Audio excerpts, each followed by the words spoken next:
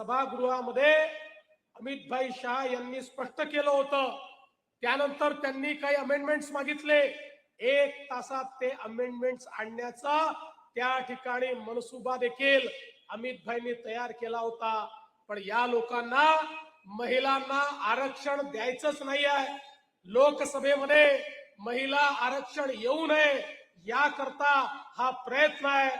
पण मी त्यांना सांगू इच्छितो, या भारतामध्ये ज्या लोकांनी महिलांना सहभागिता देण्याच्या बद्दल कार्य केलेलं आहे त्या सगळ्या लोकांना स्मरून सांगतो, तुमच्या या मानसिकतेविरुद्ध आमचा लढा सुरू झालेला आहे। आणि जोपर्यंत भारताच्या संसदेत आणि विधानसभेमध्ये आमच्या 33% महिला पोहोचणार नाही, आम्ही तुम्हालाही शांतपणे झोपू देणार नाही।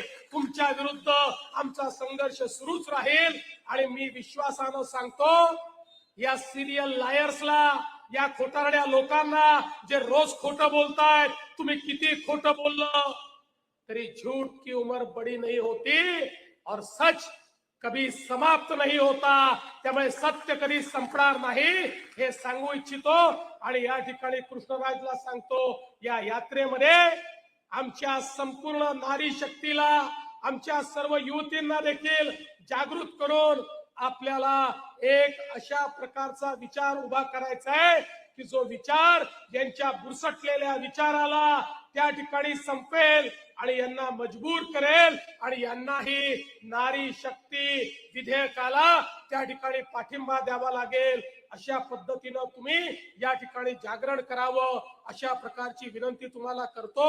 पुन्हा एकदा या युवा शक्ती जागर यात्रेला मनापासून शुभेच्छा देतो, तुमचं मनापासून अभिनंदन करतो आणि माझं बोलणं संपवतो। धन्यवाद। जय हिंद, जय महाराष्ट्र। पढ़ते रहिए fight against criminal daily newspaper.